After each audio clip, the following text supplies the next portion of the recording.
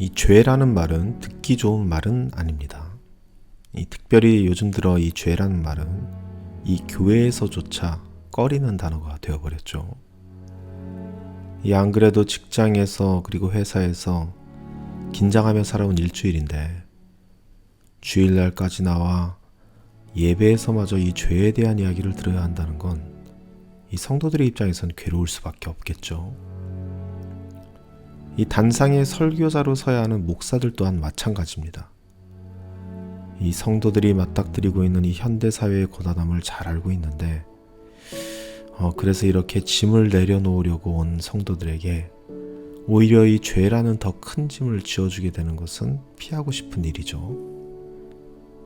그래서 이 현대교회 안에서마저 이 죄에 대한 이야기는 거의 금기시되고 있는 것이 실상입니다. 그리고 그 죄의 이야기가 들어서야 하는 곳에 이제는 다른 이야기들이 채워지고 있죠. 성공이나 영향력 그리고 자기개발 등 이 성경의 스토리의 극히 일부분만을 점유하고 있는 그런 이야기들로 말이죠. 그래서 그런지 요즘의 설교의 메시지는 다 비슷비슷합니다. 이 내용보다는 누가 더 그 내용을 듣기 좋게 전하는가에 초점이 맞춰져 있죠. 그래서 많은 목사들이 이 성경을 읽고 그것을 주의하는 데 시간을 쏟기보다는 이 스피치를 개선하는 데 더 힘을 쏟고 있는 것 같습니다. 하지만 그럼에도 불구하고 이 죄에 대한 이야기는 반드시 해야 하는 중요한 이야기입니다. 특히 예수님의 십자가가 죄사함이라는 의미를 담고 있는 이상 이 죄라는 말은 크리스찬들에게 꺼리낌으로 다가와서는 안 되는 말이죠. 반드시 친숙해져야 하는 단어입니다.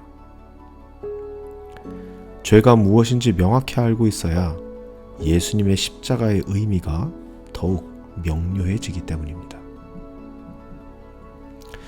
이 어릴 적 교회 수련회 가서 모닥불 피워놓고 교회 오빠들의 잔잔한 기타 소리에 맞춰서 이 전도사님이나 목사님이 여러분의 죄를 위해 십자가에 달리셨습니다 이렇게 얘기하면 그 분위기에 취해서 눈물은 흘리곤 했었죠. 하지만 그 당시에도 도대체 그 십자가에서 사하신 죄가 무엇인지 몰라 그냥 죄라고 생각드는 것 아무거나 고백하며 그렇게 울었던 기억이 있습니다. 그래봤자 기껏 동생 사탕 뺏어먹은 거나 엄마 지갑에서 잔돈 훔쳐서 불량식품 사먹었던 그러한 죄목들 말이죠.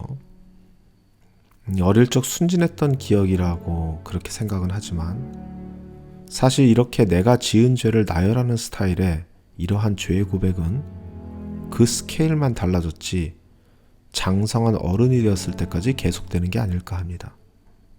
어렸을 적에는 동생 사탕 뺏어 먹었었지만 장성에서는 동료의 업적을 훔치게 되고 엄마 지갑에서 돈 훔친 게 회사에서 횡령하게 된 것처럼 그렇게 스케일이 달라진 것 말이죠. 그러므로 이런 식의 죄에 의해는 사도 바울이 말했듯이 어린아이의 일을 버리지 못한 잔재가 아닐까 그렇게 생각합니다.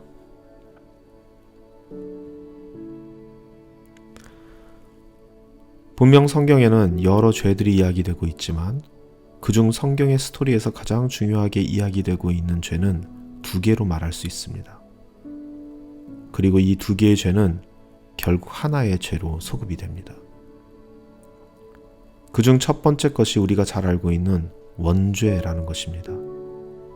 그리고 두 번째 것이 교회에서 자주 이야기되지는 않지만 가장 염두에 두어야 할 죄인 용서받지 못할 죄입니다. 그리고 결국 이 두 개의 죄는 하나의 죄로 소급되면서 이 하나의 죄에서 성경에 거론되는 모든 죄들이 나오게 되는 것이죠. 사실 이 두 개의 죄를 제외한 성경의 다른 죄들은 그저 이 두 개의 죄 아래에 있는 하위 항목에 불과하다 해도 과언이 아닙니다. 그러므로 우리가 죄라고 알고 있고 우리가 흔히 죄라고 말하는 모든 죄목들은 먼저 말씀드린 두 개이자 결국 하나의 죄에서 파생된 하위 항목들인 것이죠. 우리는 이제 죄에 대해 이야기를 하려고 합니다. 그리고 이 죄의 이야기는 우리가 이야기하고 있는 연합의 이야기와 아주 밀접한 관련이 있습니다. 그리고 더 나아가 이 이야기는 앞으로 오실 하나님의 나라, 즉 천국과 영생과도 큰 관련이 있는 이야기죠. 이 이야기들을 통해서 죄의 본질에 대한 깊은 이해를 갖게 되는 여러분이 되시기를 소망합니다.